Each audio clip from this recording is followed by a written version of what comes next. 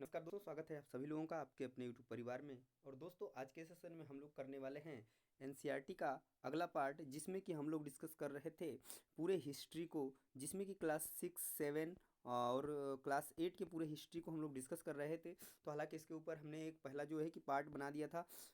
ये जो है कि काफ़ी लंबा होने के कारण जो है इसका नोट्स, इसको मैं दो पार्ट में डिवाइड कर रहा हूँ। तो यानी कि पहला पार्ट जो है कि बन चुका है आप लोग के सामने, जो कि आपको पड़ा हुआ है, और ये दूसरा पार्ट उसका है, वहीं से जहाँ से छूटा हुआ है वहीं से हम लोग डिस्कस करेंगे। और आज के वीडियो में हम लोग पूरा का पूरा डिस्कस कर लेंगे 6 to 8 वाले जो बचा हुआ पार्ट है हिस्ट्री का। तो चलिए दोस्तों, वीडियो को शुरू करते हैं। फटाफट से जितने भी लोग जुड़ रहे हैं चैनल पे, वो लोग फटाफट वीडियोस को जो है कि लाइक कर दे, शेयर कर दे अपने दोस्तों के साथ, क्योंकि आपको इसी वीडियोस के लिंक में आपको पूरा का पूरा जो है कि नोट्स भी मिल जाएगा दोस्तों। तो कितना ही आपसे ये इतना निवेदन है कि आप लोग क्या करें कि वीडियो को ज़्यादा से ज़्यादा शेयर करें और वीडियोस को लाइक करें और चैनल को सब्सक्राइब करके जो है यहाँ से पीडीएफ को क्या करें, प्राप्त कर लें। और उसके लिए आपका एग्जाम्स भी काफ़ी नज़दीक है, 3 दिन 4 दिन का टाइम बचा हुआ है, जिसमें आप अच्छे तरीके से रिवीजन कर पाएंगे। तो चलिए आज का वीडियो शुरू करते हैं। और तो यहाँ से जो है ये क्लास 7th का जो 4 चैप्टर से बचा हुआ था, वहीं से हम लोग शुरू करेंगे आगे। इसके पहले हम लोगों ने क्लास 6 के पूरे 10 चैप्टर को और क्लास 7 के 3 चैप्टर को कंप्लीट कर लिया था। तो वहीं से आगे हम लोग डिस्कस करना शुरू करेंगे। तो पहला जो इसमें आ जाता है कि बाबर बाबर के बारे में देख ले, तो 1526 से 1533 ईस्वी तक के मतलब इनका जो है कार्यकाल चला था। तो यहाँ दिया है कि 1526 में पानीपत के मैदान में इब्राहिम लोदी एवं उसके अफगान समर्थकों को हराया। कौन हराया? तो बाबर ने हराया था कि 1526 में पानीपत के मैदान में इब्राहिम लोदी एवं उसके अफगान समर्थकों को हराया था। और 1527 में खानवा के युद्ध में राणा सांगा को राजपूत और उनके समर्थकों को हराया था। और दिल्ली और आगरा में मुगल नियंत्रण क्या किया था, स्थापित किया था, मुगल साम्राज्य का स्थापना किया था। बाबर के बाद उसका पुत्र हुमायूं, पिता की वसीयत में एक जो है प्रांत में मिला था किसको, हुमायूं को। तो प्रांत मिला, शेर खान ने हुमायूं को 1539 में चौसा में और 1540 में कन्नौज में पराजय किया। कौन? तो शेर खान ने हुमायूं को 1539 और 1540 को, तो 1539 में चौसा के युद्ध में, 1540 में कन्नौज के युद्ध में पराजित किया था। और 1555 में दिल्ली पर उसने पुनः क्या कर लिया, कब्जा कर लिया। किसने? तो हुमायूं ने। नेक्स्ट पॉइंट देखिए, अकबर के बारे में आ जाते हैं। तो सबसे पॉइंट इंपॉर्टेंट है कि अकबर जो है 1556 से 1605 तक इनका जो है कई लंबा जो है कि कार्यकाल चला है। तो 13 वर्ष की अल्पायु में अकबर अकबर जो है कि सम्राट बना, ये इंपॉर्टेंट है, ये भी चीज़ याद रखिएगा। उसके बाद 1556 से 1570 के मध्य मालवा और गोंडवाना में सैन्य अभियान भी चलाए और रणथंभौर पर कब्जा किया। 1570 से 1585 के मध्य सैनिक अभियान चलाया। गुजरात, बिहार, बंगाल, उड़ीसा में भी अभियान चलाए। और 1585 से लेकर 1605 के मध्य अकबर के साम्राज्य का क्या किया, विस्तार किया। उसके बाद उत्तर पश्चिम कांधार, कश्मीर, काबुल और दक्कन अहमदनगर तक भी क्या किया, अपने साम्राज्य का विस्तार किया। जहांगीर के बारे में देख लीजिए, तो 1605 से लेकर जैसे ही वो अकबर का कार्यकाल खत्म होता है, शासनकाल, उसके बाद जहांगीर 1605 से 1627 तक, तो जहांगीर ने अकबर के सैन्य अभियानों को क्या किया, वो आगे बढ़ाया, जो उन्होंने उसको अभियान को चलाया था। और मेवाड़ के सिसोदिया शासक अमर सिंह ने मुगलों की सेवा को क्या किया, स्वीकार किया। इसके बाद सिखों, अफगानों और अहमदनगर के खिलाफ क्या किए इन्होंने, अभियान चलाए, जो कि पूर्णतः क्या हुए, सफल नहीं हुए।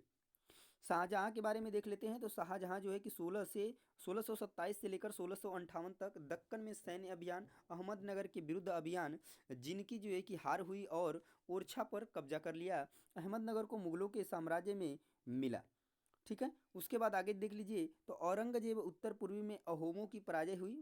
मारवाड़ के राजा राठौड़ राजा मुगलों के खिलाफ विद्रोह किया। इसका कारण था कि उनकी जो आंतरिक राजनीति थी और उत्तराधिकारी मुगलों से क्या, मुगलों का हस्तक्षेप। मराठा सरदार शिवाजी के विरुद्ध मुगल अभियान प्रारंभ किए रहे। ठीक है। नेक्स्ट देखिए मुगल साम्राज्य के बारे में। तो 16वीं सदी के उत्तरार्ध से इन्होंने दिल्ली और आगरा से अपने राज्य का क्या किया, विस्तार शुरू किया था। और 17वीं शताब्दी के लगभग संपूर्ण महाद्वीप पर अपना अधिकार प्राप्त कर लिया। उन्होंने प्रशासन के ढांचे तथा शासन संबंधी जो भी विचार लागू किए, वे उनके राज्य के पतन के बाद भी टिके रहे। ठीक है। यानी उनका जब पतन हो गया, उनका शासन खत्म हो गया, तब भी वो जो अभियान चलाए थे या फिर चलाए थे, तो वो सारी चीज़ें वहाँ अभी तक वो कार्यरत में थी।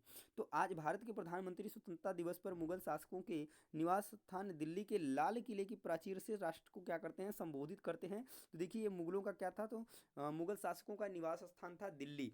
यानी कि जो लाल किला है कि प्राचीर से राष्ट्र को क्या करते हैं, संबोधित करते हैं। तो ये भी चीज़ याद रखिएगा। ठीक है, कि स्वतंत्रता दिवस पर कौन जो है कि लाल किले से राष्ट्र को संबोधित करते हैं, तो वो हैं भारत के प्रधानमंत्री। नेक्स्ट देखिए कि आखिर मुगल कौन थे। तो मुगल दो महान शासक वंशों के क्या थे, वंशज थे। माता की ओर से मंगोल शासक चंगेज खान, और जो चीन मध्य एशिया के कुछ भागों पर राज करता था, के उत्तराधिकारी थे। पिता की ओर से वे ईरान, इराक एवं वर्तमान तुर्की के शासक तैमूर के क्या थे, वंशज थे, जिसकी मृत्यु 1404 में हुई थी। परंतु मुगल अपने को मुगल या मंगोल कहलवाना पसंद नहीं करते थे। ऐसा इसलिए था क्योंकि चंगेज से जुड़ी स्मृतियां सैकड़ों व्यक्तियों के नरसंहार से क्या थी, संबंधित थी।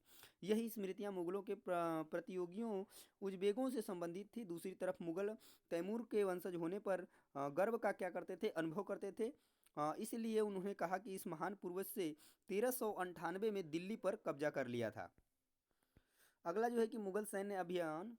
तो ये है प्रथम मुगल शासक बाबर ने 1526 से 1530 1494 में फरगाना राज्य का उत्तराधिकार प्राप्त किया, जो उसकी उम्र केवल 12 वर्ष थी।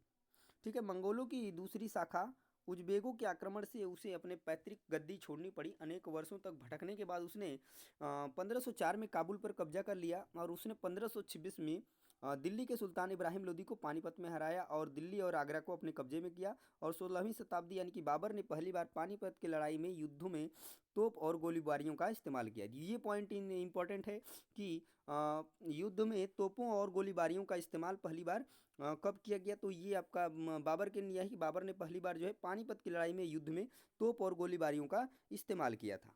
ठीक है, उसके बाद उत्तराधिकार की मुगल परंपराएं क्या थी, तो ये आप उसको पढ़ सकते हैं नोट्स में। ठीक है, यहाँ पे आप देख सकते हैं। इससे जो है कि आप इसको अच्छे तरीके से पढ़िए। आगे चलते हैं जहाँ से, हाँ यहाँ पे देखिए ये इंपॉर्टेंट पॉइंट है। तो यहाँ पे देख लेते हैं मनसबदार और जगीरदार जमींदार। ठीक है, तो मनसबदार क्या होते थे, तो मुगलों की सेवा में आने वाले जो नौकरशाह थे, वो क्या कहलाते थे, तो मनसबदार कहलाते थे। ये क्वेश्चन आपका एग्जाम में पूछा गया है और पूछा भी जा सकता है। तो मनसबदार का प्रयोग ऐसे व्यक्तियों के लिए होता था जिन्हें कोई मनसब यानी कोई सरकारी हैसियत या पद मिलता था। यानी कि मनसबदार क्या होता था, जिसको कोई हैसियत मिलता था, और जो नौकरशाह होते थे, ठीक है, मुगलों की सेवा में, उसे मनसबदार कहलाता था। यह मुगलों द्वारा चलाई गई क्या थी, तो श्रेणी व्यवस्था थी, जिसके जरिए एक था पद, दूसरा वेतन, तीसरा सैन्य उत्तरदायित्व तो निर्धारित किया जाते थे उनके ऊपर। पद और वेतन का निर्धारण जात की संख्या पर निर्भर था, और जात की संख्या जितनी अधिक होती थी, दरबार में अभिजात की प्रतिष्ठा उतनी ही बढ़ जाती थी, और उसका वेतन भी उतना ही अधिक होता था। तो ये सब सारी चीज़ें किस पे निर्भर करती थी, तो उसकी जनसंख्या पे निर्भर करती थी। मनसबदार अपना वेतन राजस्व एकत्रित करने वाली भूमि के रूप में क्या करते थे, पाते थे, और जिन्हें जागीर कहते थे। जो भूमि पाते थे राजस्व एकत्रित करने के लिए, तो वो उन्हें जागीर कहते थे, और जो तकरीबन इकताओं के समान थी। अंतिम वर्षों में औरंगजेब इन परिवर्तनों पर नियंत्रण नहीं रख पाया। इस कारण किसानों को अत्यधिक मुसीबतों का क्या करना पड़ा, सामना करना पड़ा। अब देखिए जब्त और जमींदार। तो मुगलों की आमदनी का प्रमुख साधन किसानों की उपज से मिलने वाला राजस्व था। अधिकतर स्थानों पर किसान ग्रामीण कुलीन यानी कि मुखिया या स्थानीय सदस्यों के माध्यम से राजस्व देते थे। समस्त मध्यस्थों के लिए, चाहे वे स्थानीय ग्राम के मुखिया हों या फिर शक्तिशाली सरदार हों, मुगल एक ही शब्द जमींदार का क्या करते थे, उनके लिए प्रयोग करते थे। और अकबर के राजस्व मंत्री टोडरमल ने 10 साल की कालावधि के लिए कृषि की पैदावार, कीमतों और कृषि भूमि का सावधानी पूर्वक सर्वेक्षण किया। इन आंकड़ों के आधार पर प्रत्येक फसल पर नगद के रूप में यानी कि कर जो है कि निश्चित कर दिया गया। प्रत्येक के सूबे यानी प्रांत को राजस्व मंडलों में क्या किया गया, बांटा गया, और प्रत्येक की हर फसल के लिए राजस्व दर की क्या की गई, सूची बनाई गई। और राजस्व प्राप्त करने की इसी व्यवस्था को क्या कहा जाता था, तो जब्त कहा जाता था। ठीक है, तो ध्यान दीजिएगा इस चीज़ को। अगला पॉइंट देखिए अकबर के बारे में। ठीक है, चलिए थोड़ा बड़ा कर लेते हैं ताकि आपको अच्छे से दिख सके। तो चलिए अकबर के बारे में देख लीजिए। तो अकबर के शासनकाल का इतिहास जो को 3 जिल्दों में लिखा है। ये क्वेश्चन आपका एग्जाम में पूछा गया है कि अकबर के इतिहास शासनकाल को कितने जिल्दों में लिखा गया है, तो 3 जिल्दों में लिखा गया है, आप याद रखिएगा। पहला जो है अकबरनामा, जिसमें कि जो है अकबर के पूर्वजों का बयान है। दूसरा जो है अकबर के शासनकाल की घटनाओं का विवरण देती है, दूसरा। ठीक है, और उसका तीसरा है जो आईने अकबरी, जिसमें कि अकबर के प्रशासन, घराने, सेना, राजस्व और साम्राज्य के भूगोल का क्या मिलता है, तो ब्यौरा मिलता है। ये 3 जिल्द हैं, इन्हीं में जो है अकबर के शासनकाल के इतिहास को लिखा गया है। तो ये आपका एग्जाम में क्वेश्चन पूछता है कि अकबर के जो शासनकाल हैं वो कितने जिल्दों में लिखे गए हैं। उसके बाद अकबर की नीतियाँ। तो अकबर की नीतियाँ अबुल फजल के अकबरनामा विशेषकर आईने अकबरी में क्या करता है मिलता है, जिसमें अकबर की नीतियाँ जो है कि सम्मिलित हैं। साम्राज्य की प्रांतों में बटा हुआ था जिन्हें सूबा कहा जाता था। साम्राज्य जो है प्रांतों में बटा हुआ था जिसे क्या कहता थे तो सूबा कहा जाता था। और सूबों के प्रशासक सूबेदार कहलाते थे। ध्यान देना है कि जो साम्राज्य था उस समय वो प्रांतों में बटा हुआ था और उन प्रांतों को क्या कहा जाता था सूबा। और सूबा के जो सूबों के प्रशासक होते थे उन्हें सूबेदार कहा जाता था। और वे राजनीतिक तथा सैनिक दोनों प्रकार के कार्यों का क्या करते थे तो निर्वाह करते थे। और प्रत्येक प्रांत में एक वित्तीय अधिकारी भी होता था जो दीवान कहलाता था। ठीक है, तो वित्तीय अधिकारी को क्या कहते थे उसमें दीवान कहते थे। और कानून और व्यवस्था बनाए रखने के लिए सूबेदार को अन्य अफसरों का भी सहयोग प्राप्त था, जैसे कि बख्शी जो कि सैनिक वेतन अधिकारी होते थे। सदर यानी कि धार्मिक और धर्मार्थ किए जाने वाले कार्यों का मंत्री होता था। फौजदार क्या होते थे तो वो सेना नायक होते थे। कोतवाल क्या होते थे तो नगर का क्या पुलिस अधिकारी होता था। और का अबुल फजल ने सुलह ए कुल के इस विचार पर आधारित शासन दृष्टि में बनाने में अकबर की क्या की थी मदद की। नेक्स्ट पॉइंट आ जाइए, यानी नेक्स्ट चैप्टर शासक और इमारतों के बारे में। तो सबसे पहले हम लोग देख लेते हैं कुतुब मीनार के बारे में। कुछ इमारतें हैं उनके बारे में और कुछ शासकों के बारे में। तो कुतुब मीनार 5 जो है मंजिली इमारत है। ठीक है, ये आपसे पूछा जा सकता है कि कुतुब मीनार कितनी मंजिली इमारत है। तो 5 मंजिली इमारत है। कुतुबुद्दीन ऐबक ने लगभग 1199 में इसका निर्माण करवाया था। शेष मंजिलों का निर्माण 1229 के आसपास इल्तुतमिश ने करवाया था, जो बाकी बचा हुआ था। और अभिलेखों की पट्टियाँ इसके पहले छज्जे से नीचे छोटे मेहराब तथा ज्यामितीय रूपरेखाओं द्वारा निर्मित नमूने को देखें। ये अभिलेख अरबी में है। मीनार का बाहरी हिस्सा घुमावदार तथा कोणीय है। ऐसी सतह पर अभिलेख लिखने के लिए काफ़ी जो है कि परिशुद्धता की आवश्यकता होती थी। सर्वाधिक योग्य कारीगर ही इस कार्य को क्या कर सकते थे संपन्न कर सकते थे। 18वीं और 18वीं शताब्दियों के बीच राजाओं और उनके अधिकारियों ने 2 तरह की इमारतों का निर्माण किया। पहली ये था इस दुनिया में यानी इमारतों को सुरक्षित संरक्षित, और दूसरी दुनिया में आराम विराम की भव्य जगह है जैसे महल तथा मकबरे। दूसरी श्रेणी में जो आते हैं कि मंदिर मस्जिद हौज कुएं 7वीं और 10वीं शताब्दी के मध्य वास्तुकार भवनों में और अधिक कमरे दरवाजे और खिड़कियां बनाने लगे। छत दरवाजे और खिड़कियां अभी 2 ऊर्ध्वाधर खंभों के आर पार एक अनुप्रस्थ शीत सहतीर रखकर बनाए जाते थे। और वास्तुकला की यह शैली अनुप्रस्थ टोडा निर्माण कहलाई जाती। ठीक है, 18वीं से 13वीं शताब्दी के बीच मंदिर मस्जिदों मकबरों और सीढ़ीदार कुओं जिसको कि हम लोग बावड़ी भी कहते हैं से जुड़े निर्माणों के इस संबंध में शैली का प्रयोग हुआ। ठीक है, ध्यान देना है। उसके बाद 12वीं शताब्दी में 2 प्रौद्योगिकी एवं शैली संबंधी परिवर्तन दिखाई पड़ते हैं। पहला एक कि दरवाजों और खिड़कियों के ऊपर की अधि संरचना का भार कभी कभी मेहराबों पर डाल दिया जाता था। या वास्तुकला का यह चापाकार रूप था। ठीक है, यानी चापाकार रूप में क्या किया जाता था खिड़कियों के ऊपर जो है कि इस तरीके से जो है ऊपर हम लोग बनाते हैं वो बनाया जाता था। तो वही चीज़ था कि यह चापाकार रूप था यानी चाप के जैसा था। दूसरा था कि निर्माण कार्य में चूना पत्थर सीमेंट का प्रयोग बढ़ गया। और उच्च श्रेणी की सीमेंट होती थी जिसमें पत्थर के टुकड़ों के मिलाने से कंक्रीट बनती थी। और इसी की वजह से विशाल ढांचों का निर्माण सरलता और तेजी से होने लगा। उसके बाद दिया है मस्जिदों और हौजों का निर्माण। तो मंदिरों और मस्जिदों का निर्माण बहुत सुंदर तरीके से किया जाता था क्योंकि वे उपासना के स्थल से बिल्कुल बात सही है। वे अपने संरक्षक की शक्ति धन वैभव और भक्ति का भाव भी प्रदर्शन करते थे। उदाहरण के लिए जैसे कि राजराजेश्वर मंदिर को लिया जा सकता है। एक अभिलेख से इस बात का संकेत मिलता है कि इस मंदिर का निर्माण राजा राजदेव ने अपने देवता राज राजेश्वरम की उपासना हेतु किया था। तो ये आपका एग्जाम में क्वेश्चन पूछा गया है कि राजेश्वर मंदिर का निर्माण किसने करवाया था, तो राजा राजदेव ने करवाया था। ठीक है, ये चीज़ आप ध्यान दीजिएगा। अगला देखिए, मुसलमान सुल्तान तथा बादशाह स्वयं को भगवान के अवतार होने का दावा तो नहीं करते, किंतु फारसी दरबारी इतिहासों में सुल्तान का वर्णन अल्लाह की परछाई के रूप में हुआ है। और दिल्ली की एक मस्जिद के अभिलेख से यह पता चलता है कि अल्लाह ने अलाउद्दीन को शासक इसलिए चुना था क्योंकि उसमें अतीत के महान विविधकर्ताओं मूसा और सुलेमान की विशेषताएं क्या थी मौजूद थी। तो सुल्तान इल्तुतमिश ने दिल्ली एक कोहना के एकदम निकट एक विशाल तालाब का निर्माण करके व्यापक सम्मान प्राप्त किया। इस विशाल जलाशय को हौज सुल्तानी अथवा राजा का तालाब कहा जाता था। उसके बाद आ जाइए बाग मकबरे और किले। तो बाग मकबरे तथा किले मुगलों के अधीन वास्तुकला और अधिक क्या हो गई, जटिल हो गई। बाबर, हुमायूं, अकबर, जहांगीर और विशेष रूप से शाहजहां साहित्य कला और वास्तुकला में व्यक्तिगत रुचि जो है लेते थे। अपनी आत्मकथा में बाबर ने औपचारिक बागों की योजनाओं और उनके बनाने में अपनी रुचि का क्या किया, तो वर्णन किया। अक्सर ये बाग जो है दीवार से घिरे होते थे तथा चार समान हिस्सों में बटे होने के कारण ये चार बाग कहलाते थे। ये चार हिस्से में बटे हुए थे ये बाग, और इसीलिए ये चार बाग कहलाते थे। और ये बाग जो है कि दीवार से घिरे होते थे। तो चार बाग बनाने की परंपरा जो है कि किसके समय में शुरू हुई, तो अकबर के समय में शुरू हुई। कुछ सर्वाधिक सुंदर चार बाग को कश्मीर, आगरा, दिल्ली व जहांगीर और शाहजहां ने क्या किया था, इसको बनवाया था। यह है कि अकबर के शासनकाल में कई तरह के वास्तुकलात्मक नवाचार हुए। हुमायूं के मकबरे में सबसे पहली बार दिखने वाला जो केंद्रीय गुंबद था, जो बहुत ऊंचा था और ऊंचा मेहराबदार प्रवेश द्वार मुगल वास्तुकला के महत्वपूर्ण रूप बन गए। अगला पॉइंट है, हुमायूं का जो मकबरा है 1562 से 1571 के बीच निर्मित इस इमारत का निर्माण लाल बलुआ पत्थर से हुआ तथा इसके किनारे सफ़ेद संगमरमर से बने थे। शाहजहां के शासनकाल के दौरान मुगल की बात करें तो मुगल वास्तुकला के विभिन्न तत्व एक विशाल सद्भावपूर्ण संश्लेषण में मिला गए, और विशेष रूप से आगरा और दिल्ली में। ठीक है, तो सार्वजनिक और व्यक्तिगत सभा हेतु समारोह कक्षों की योजना बनाई जाती थी। और शासन के आरंभिक वर्षों में शाहजहां की राजधानी आगरा थी, और इस शहर में बिस्ट वर्गों ने अपने घरों का निर्माण यमुना नदी के तटों पर करवाया था।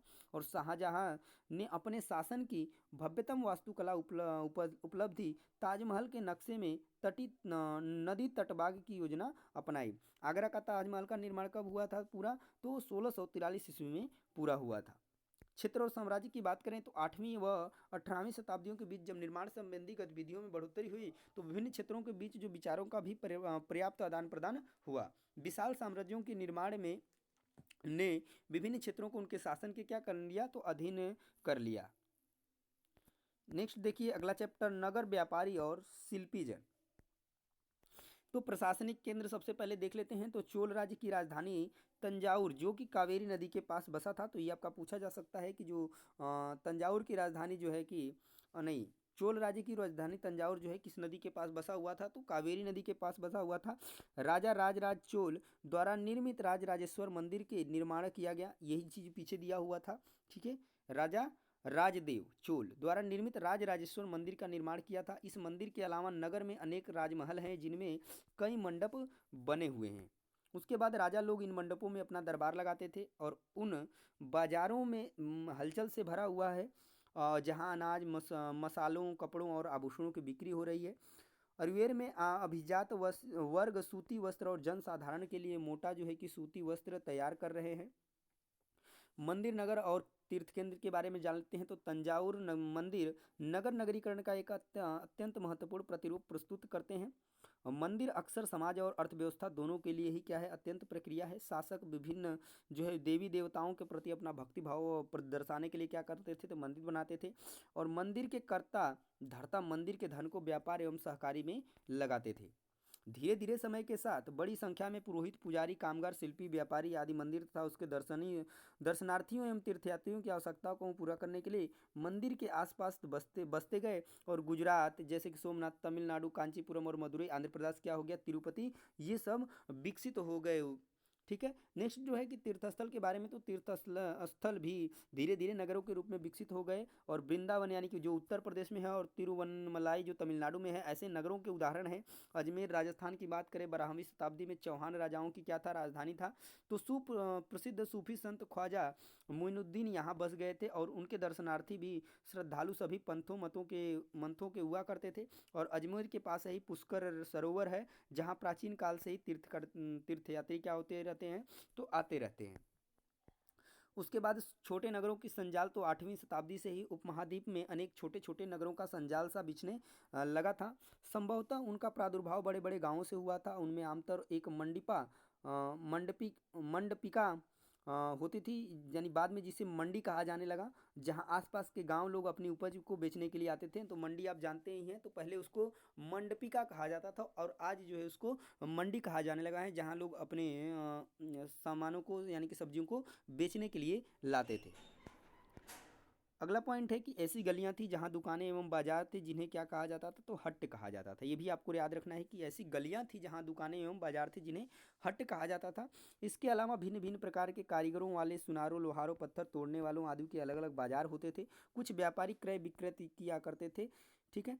उसके बाद बड़े और छोटे व्यापारी की बात करें तो व्यापारी कई प्रकार के हुआ करते थे, उनमें बंजारे लोग भी शामिल थे। कई व्यापारी विशेष रूप से घोड़ों के व्यापारी अपने संग बनाते थे, और जिनका एक मुखिया होता था, और वह मुखिया उनका ओर से घोड़ा खरीदने के इच्छुक योद्धाओं से बातचीत करता था। अफ्रीका से सेना और हाथी दांत एवं दक्षिण पूर्व एशिया और चीन से मसाले, टीन, चांदी लेते थे। नगरों में शिल्प की बात करें तो शिल्प बीदर के शिल्पकार तांबे तथा चांदी में जड़ाई के काम के लिए इतने प्रसिद्ध थे कि इस शिल्प का नाम ही बीदरी पड़ गया। तो ये क्वेश्चन आपका पूछा गया एग्जाम में कि बीदर क्या है, तो यह शिल्प का नाम है। ठीक है। जो कि तांबे तथा चांदी पे जड़ाई के काम के लिए प्रसिद्ध होते हैं, इनका किया जाता है। तो ये पूछा गया है कि बीदर क्या है। पंचाल अर्थात विश्वकर्मा समुदाय, जिसमें सुनार, कसेरे, लोहार, राजमिस्त्री और बढ़ई शामिल थे, मंदिरों के निर्माण के लिए आवश्यक थे, और वस्त्र निर्माण से संबंधित कुछ अन्य कार्य जैसे कि कपास को साफ करना, काटना, रंगना भी स्वतंत्र व्यवसाय बन गए थे, जिनके लिए विशेषज्ञता की आवश्यकता होती थी। हम्पी क्या था, तो जो हम्पी नगर था कृष्णा और तुंगभद्रा नदियों की घाटी में स्थित है, और यह नगर 1336 में स्थापित विजयनगर साम्राज्य का क्या था, केंद्र स्थल था हम्पी नगर। शहर की किलेबंदी उच्च कोटि की थी। हम्पी की वास्तुकला का विशिष्ट प्रकार की थी। वहाँ के शाही भवनों में भव्य मेहराब और गुंबद थे। 15वीं-16वीं शताब्दियों में अपने समृद्ध काल में हम्पी कई वाणिज्यिक और सांस्कृतिक गतिविधियों से गुंजायमान रहता था। उन दिनों हम्पी के बाजारों में मुस्लिम सौदागरों और चेट्टियों, पुर्तगालियों जैसे यूरोपीय व्यापारियों के एजेंटों का जमघट लगा रहता था। मंदिर सांस्कृतिक गतिविधियों के केंद्र होते थे। उसके बाद महानवमी पर्व, जो आज दक्षिण में नवरात्रि पर्व कहलाता है, 1565 में दक्कनी सुल्तानों गोलकुंडा, बीजापुर, अहमदनगर, बरार और बीदर के शासकों के हाथों विजयनगर की पराजय के बाद हम्पी का विनाश हो गया। उसके बाद सूरत की बात करें तो सूरत जो है मुगल काल में कैबे और अहमदाबाद के साथ साथ गुजरात में पश्चिम व्यापार का वाणिज्यिक केंद्र बन गया। सूरत ओरमुज की खाड़ी से होकर पश्चिमी एशिया के साथ व्यापार करने के लिए क्या था, तो मुख्य द्वार था।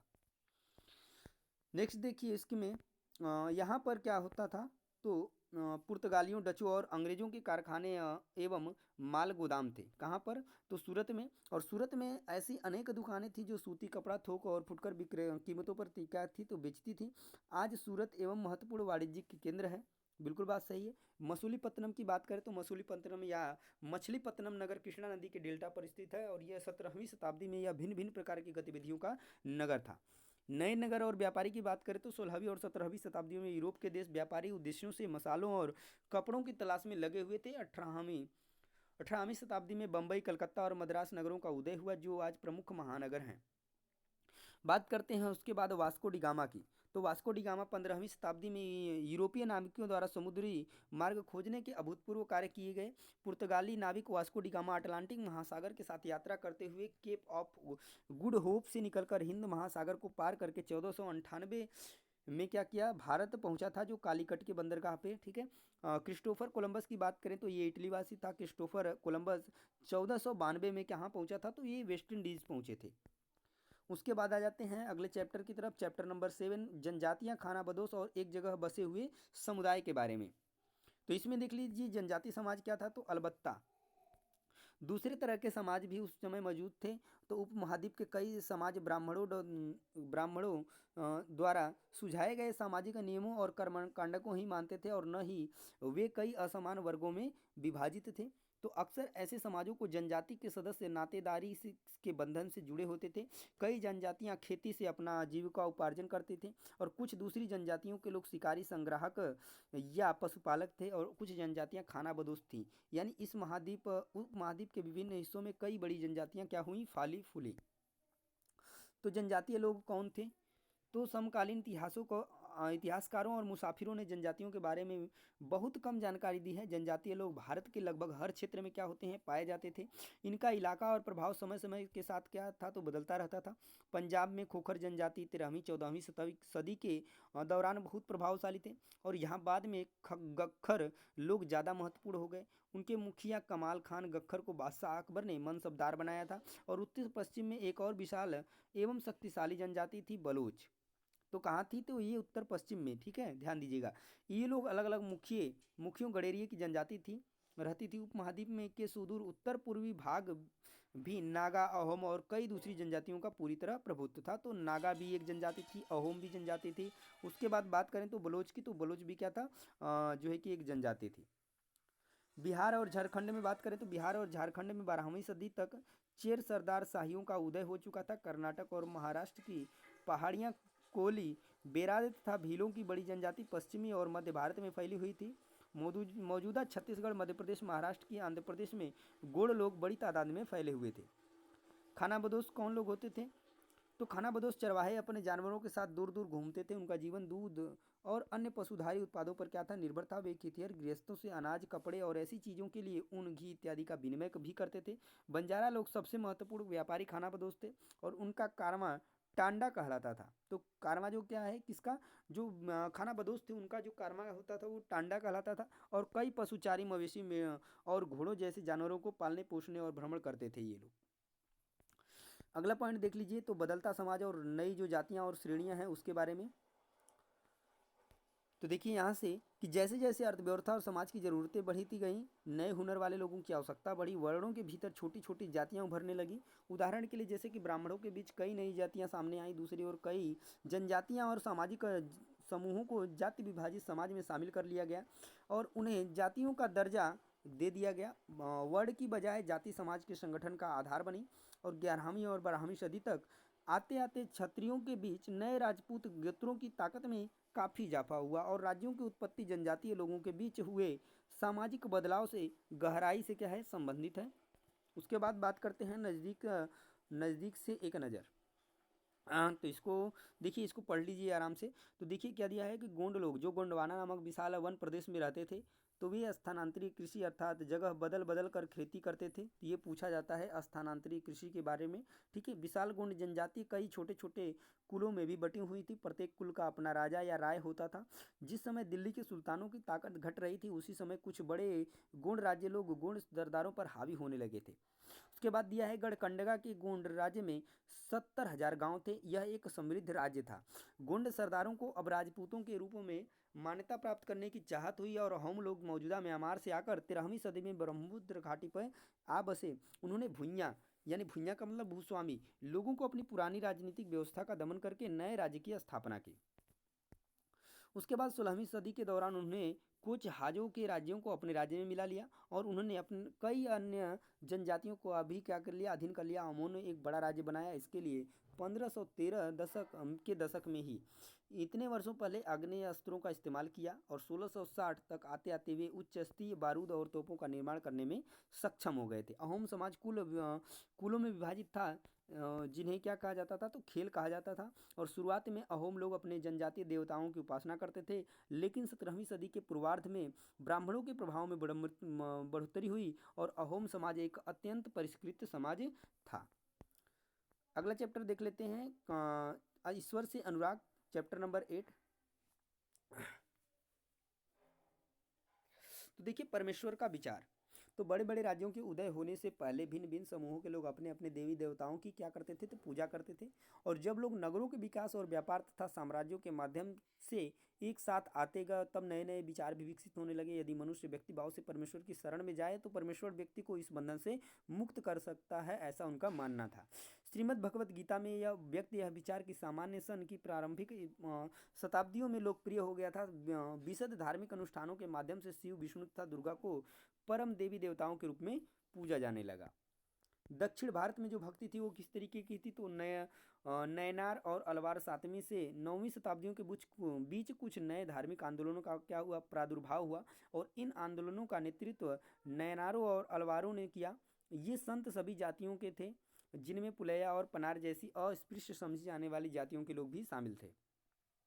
वे बौद्धों और जैनों के कटु आलोचक थे और शिव तथा विष्णु के प्रति सच्चे प्रेम को मुक्ति का मार्ग बताते थे। और उन्होंने संगम साहित्य में समाहित प्यार और शूरवीरता के आदर्शों को अपना कर भक्ति के मूल्यों में उनका समावेश किया। और नयनार और अलवार घुमक्कड़ साधु संत थे।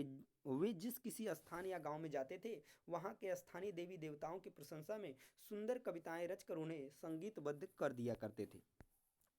उसके बाद दर्शन शक्ति की बात करें, दर्शन भक्ति, तो शंकर भारत के सर्वाधिक प्रभावशील दार्शनिक में से हैं जिनका जन्म 8वीं शताब्दी में केरल प्रदेश में हुआ था, वे अद्वैतवाद के समर्थक थे, जिसके अनुसार जीवात्मा और परमात्मा दोनों एक ही हैं। और उन्होंने यह शिक्षा दी कि ब्रह्मा जो एकमात्र या परम सत्य है वह निर्गुण और क्या है, निराकार है। उसके बाद शंकर ने हमारे चारों ओर के संस्कार को मिथ्या या माया माना और संसार का परित्याग करके संन्यास लेने और मोक्ष प्राप्त करने के लिए ज्ञान के मार्ग को अपनाने का क्या किया, उपदेश किया। रामानुज 11वीं शताब्दी में तमिलनाडु में क्या हुए, पैदा हुए। वे विष्णु भक्त अलवार संतों से बहुत प्रभावित हुए और रामानुज ने विशिष्ट द्वैता के सिद्धांत को प्रतिपादित किया। तो ये आपका क्वेश्चन पूछा जाता है कि विशिष्ट द्वैतादत्त के सिद्धांत को किसने जो है प्रोत्साहित किया था, तो रामानुज ने किया था। ये बात आप लोग याद रखेंगे, ये इंपॉर्टेंट पॉइंट है, ठीक है। जिसके अनुसार आत्मा परमात्मा से जुड़ने के बाद भी अपनी अलग सत्ता बनाए रखती है। उसके अनुसार मोक्ष प्राप्त करने का उपाय विष्णु के प्रति अनन्य भक्ति है। महाराष्ट्र के संत की बात करें तो 13वीं से 17वीं शताब्दी तक महाराष्ट्र में अनेक संत कवि हुए, जिनके सरल मराठी भाषा में जो है कि लिखे गए गीत आज भी जन मन को क्या करते हैं, प्रेरित करते हैं।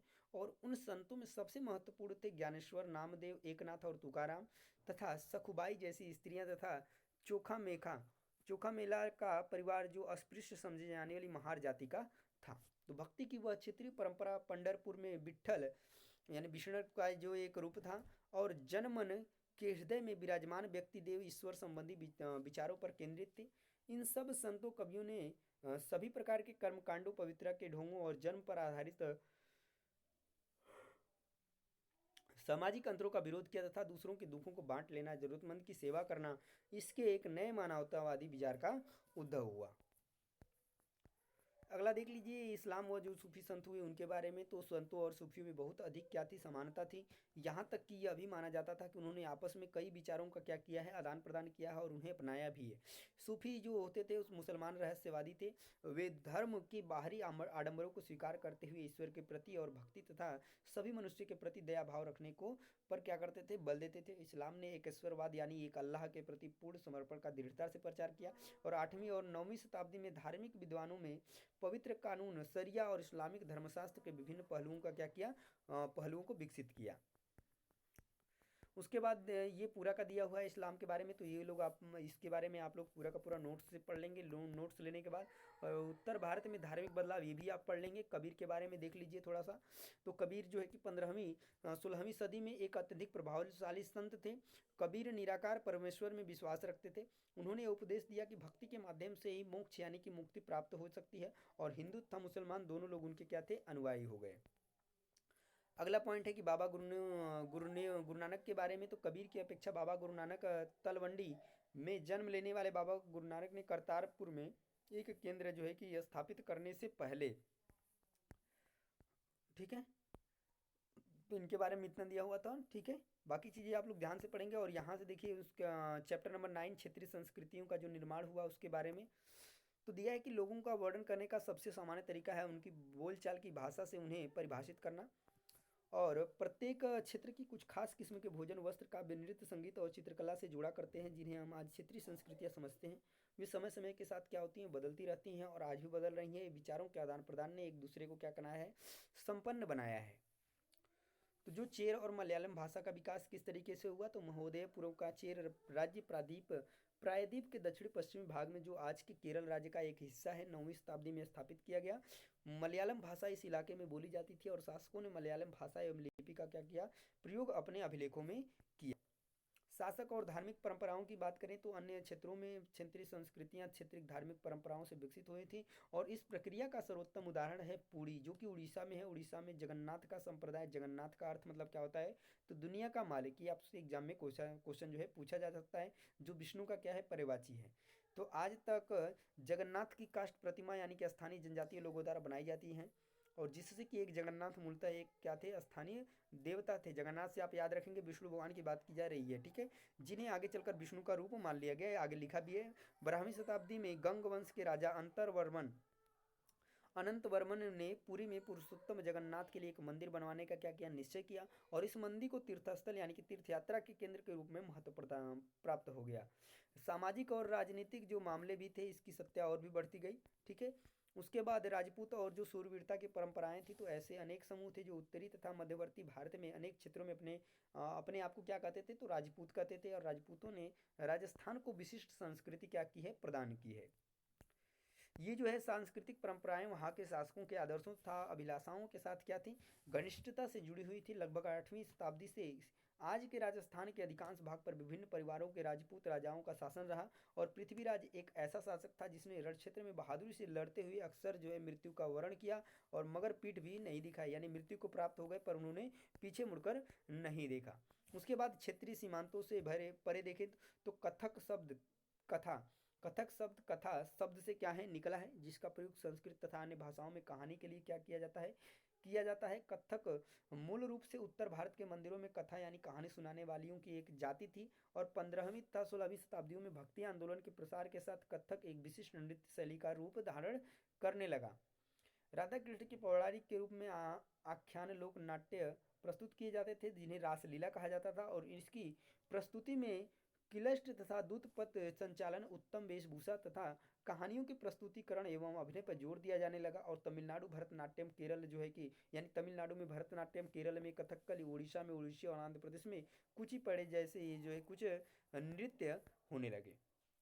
संरक्षकों के लिए चित्रकला की बात करें तो एक अन्य परंपरा जो कई रीतियों से विकसित हुई वह थी लघु चित्रों की परंपरा। लघु चित्र का मतलब, लघु का मतलब क्या होता है, छोटा। चित्र यानी कि चित्र यानी छोटे आकार के चित्र होते थे, जिन्हें आमतौर पर जल रंगों से कपड़े या कागज की पर चित्रित किया जाता है। और प्राचीनतम जो लघु चित्र थे ताड़पत्रों अथवा लकड़ी की तख्तियों पर चित्रित किए जाते थे। और इनमें से सर्वाधिक जो सुंदर चित्र होते थे जो पश्चिमी भारत में पाए गए जैन ग्रंथों को क्या करते थे, सचित्र बनाने के लिए प्रयोग किए गए थे। और मुगल बादशाह ने कुशल चित्रकारों को संरक्षण प्रदान किया था, जो प्राथमिक रूप से क्या थे, तो इतिहास और काव्यों की पांडुलिपियां चित्रित करते थे। तो ये भी आपको याद रखना है पांडुलिपियों से आपको, कि पांडुलिपियां जो है किस पे लिखी जाती हैं। उसके बाद ये पांडुलिपियां आमतौर पर चटक रंगों में क्या थी, चित्रित की जाती थी। और उनमें के दृश्य, लड़ाई और शिकार के दृश्य और सामाजिक जीवन के अन्य पहलू चित्रित किए जाते थे। अक्सर उपहार के तौर पर चित्रों का आदान प्रदान किया जाता था। और स्मरण रहे कि साधारण जो स्त्री पुरुष भी बर्तनों, दीवारों, कपड़ों, फर्श आदि पर भी कलाकृतियां चित्रित करते थे। उसके बाद आ जाइए यहाँ पे एक क्षेत्रीय भाषा का किस तरीके से विकास हुआ। चलिए देख लीजिए इसको भी। तो दिया है कि बंगाल में लोग हमेशा जो है कि बंगाली ही बोलते थे, किंतु यह एक दिलचस्प बात है कि आज बंगाली संस्कृत से निकली हुई भाषा क्या है कि मानी जाती है। ठीक है। प्रारंभिक जो है कि संस्कृत ग्रंथों के अध्ययन से यह पता चलता है कि बंगाल के लोग संस्कृत से उपजी हुई भाषाएं जो है कि नहीं बोलते थे। उसके बाद दिया है कि तो फिर नई भाषा का उद्भव कैसे हुआ। तो ईसा पूर्व चौथी तीसरी शताब्दी से बंगाल और मगध के बीच वाणिज्यिक संबंध जो है कि स्थापित होने लगे थे, जिसके कारण संस्कृत भाषा का प्रभाव बढ़ता गया। ब्राह्मणों के बसने से सांस्कृतिक प्रभाव अत्यधिक क्या हो गए, प्रबल हो गए। और चीनी यात्री ह्यून सांग ने यह पाया कि बंगाल में सर्वत्र संस्कृत से संबंधित भाषाओं के प्रयोग हो रहे हैं। नेक्स्ट देखिए पीर और मंदिर। तो 16वीं शताब्दी से लोगों ने बड़ी संख्या में पश्चिम बंगाल के कम उपजाऊ क्षेत्रों को छोड़कर दक्षिण पूर्वी बंगाल के जंगली तथा दलदली इलाकों में प्रवास करना शुरू कर दिया था। प्रारंभ में बाहर से आकर यहाँ बसने लगे लोग इस अस्थिर परिस्थितियों में रहने के लिए कुछ व्यवस्था तथा आश्वासन चाहते थे। वे एक सुख सुविधाएं तथा आश्वासन उनके समुदाय के नेताओं ने प्रदान की। और ये नेता शिक्षकों और निर्णायकों की भूमिका भी क्या करते थे, अदा करते थे। तो कभी कभी ऐसा समझा जाता था कि इन नेताओं के पास अलौकिक शक्तियां हैं। स्नेह और आदर से लोग इन्हें पीर कहा करते थे, यानी उन नेताओं को जो क्या करते थे, इन्हें स्नेह और आदर से लोग इन्हें क्या करते थे, तो पीर कहा करते थे। और इस श्रेणी में संत या सूफी और धार्मिक अनुभव पीरों की पूजा पद्धति बहुत लोकप्रिय हो गई। तब बंगाली के 15वीं शताब्दी के बाद लोग वहाँ वर्षों में मंदिर बनाने का दौर जोरों पर रहा और उनकी जो है कि प्रतिमाएं मंदिरों में स्थापित की जाने लगी। तो इसमें से भी आपके क्वेश्चन बनते हैं, जैसे पीर हो या बदिरा हुआ है उधर से, और भी बहुत सारे क्वेश्चन थे जो आपके बनेंगे। तो आपको ध्यान से इन चीज़ों को, नोट्स को लेकर के आपको पढ़ना है, जिससे आपका क्वेश्चंस जो है कि गलत नहीं हो, आप सही करके आएँ। उसके बाद दिया है कि मछली भोजन के रूप में किस तरीके से जो है विकसित हुई। तो परंपरागत भोजन संबंधी आदतें आमतौर पर स्थानीय रूप से उपलब्ध खाद्य पदार्थों पर क्या करती हैं, निर्भर करती हैं। तो बंगाल एक नदीय मैदान है जहाँ मछली और धान की उपज बहुतायत से होती है। इसलिए वह यह स्वाभाविक है कि इन दोनों वस्तुओं को गरीब जो है बंगालियों की भोजन सूची में क्या करते हैं, प्रमुख स्थान प्राप्त करते हैं, देते हैं। उसके बाद चैप्टर नंबर 10 में दिया है 18वीं शताब्दी में जो नए राजनीतिक गठन हुए उसके बारे में। तो मुगल साम्राज्य के बारे में आपको थोड़ा सा इसमें पढ़ाई दिए हैं, ठीक है। तो वही चीज़ें दिया गया है जैसा कि आप देख सकते हैं यहाँ पर। आगे देखिए तो नए राज्यों का उदय। हाँ तो ये आप पढ़ लीजिएगा, ठीक है। पुराने मुगल साम्राज्य, ये हैदराबाद के बारे में दिया है, अवध बंगाल के बारे में दिया है, ठीक है। और राजपूतों की वतन जागिरी या आज़ादी हासिल करना, सिख के बारे में थोड़ा दिया है, और मराठाओं के बारे में यहाँ पर दिया है, ठीक है।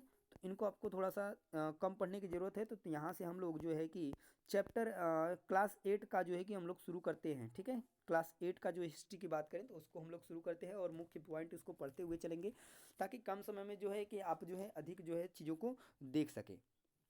तो पहला जो है चैप्टर है कैसे, कब और कहाँ के बारे में। तो मुख्य बिंदु क्या क्या है।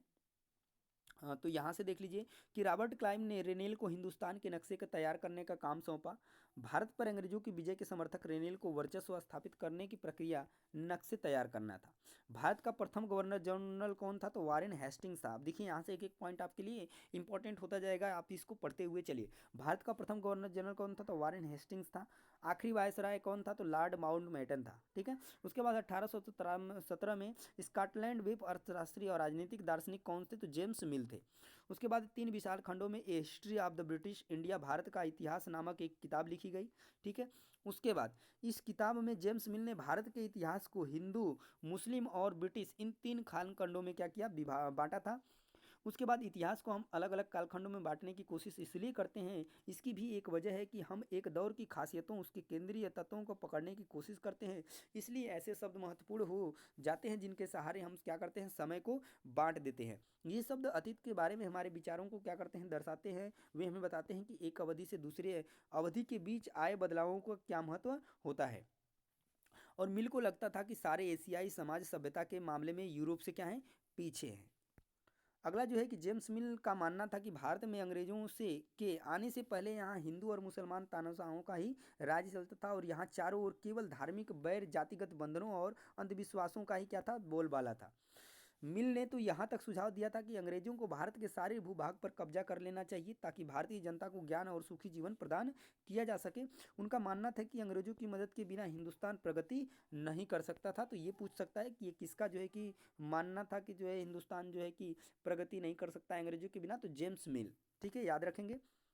अगला जो पॉइंट है कि अंग्रेजों द्वारा सुझाए गए वर्गीकरण से अलग हटकर इतिहासकार भारतीय इतिहास को आमतौर पर प्राचीन, मध्यकालीन और आधुनिक काल में क्या करते हैं, बांटते हैं। तो कौन बांटते हैं, इतिहासकार बांटते हैं। अंग्रेजों जो है कि 3 कालखंडों में बांटा था, पर उसको हट करके जो है इतिहासकार इसको 3 भागों में बांटते हैं इतिहास को, ठीक है, भारतीय इतिहास को, जो कि आपका प्राचीन काल है, मध्यकालीन है और आधुनिक काल है।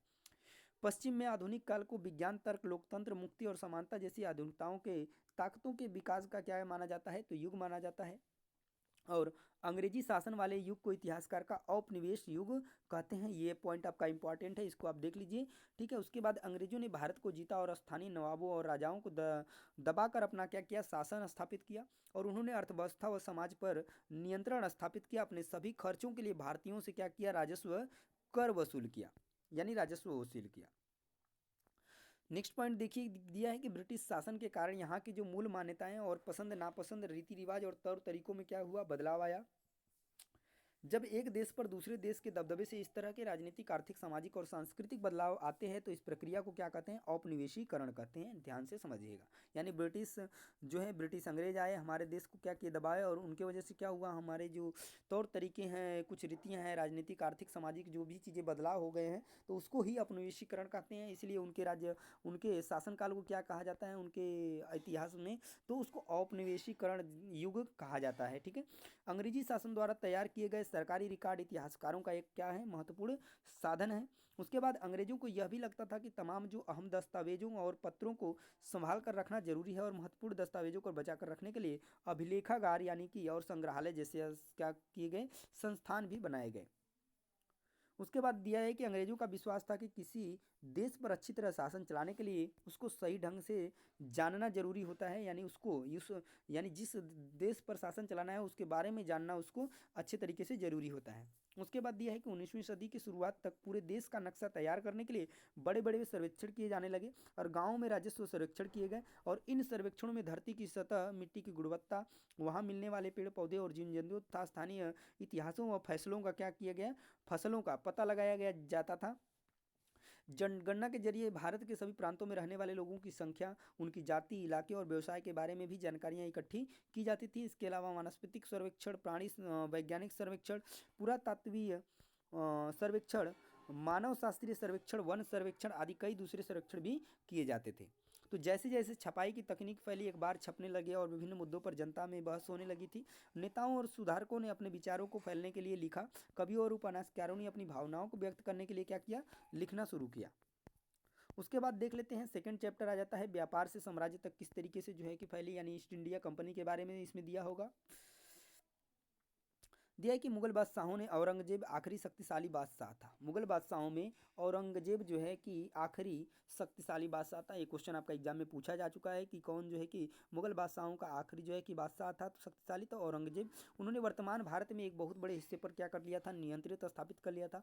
1707 में उनकी मृत्यु के बाद बहुत सारे मुगल सूबेदार और बड़े बड़े जमींदार अपनी ताकत दिखाने लगे थे। उन्होंने अपनी क्षेत्रीय रियासतें जो है कि कम कर ली थी, और 18वीं सदी के उत्तरार्ध तक राजनीतिक क्षितिज पर अंग्रेजों के रूप में एक नई ताकत क्या हो गई थी, उभरने लगी थी। तो अंग्रेज सबसे पहले एक छोटी सी व्यापारिक कंपनी भारत में लेकर आए थे, बाद में विशाल साम्राज्य के स्वामी बन बैठे। यानी पहले वो व्यापार करने के लिए भारत जो है कि आए थे, जिसमें कि अभी हम लोग उसके आगे बात करते हैं। तो कैप्टन हडसन द्वारा बहादुर शाह जफर और उनके बेटों की क्या हुई थी, गिरफ्तारी हुई थी।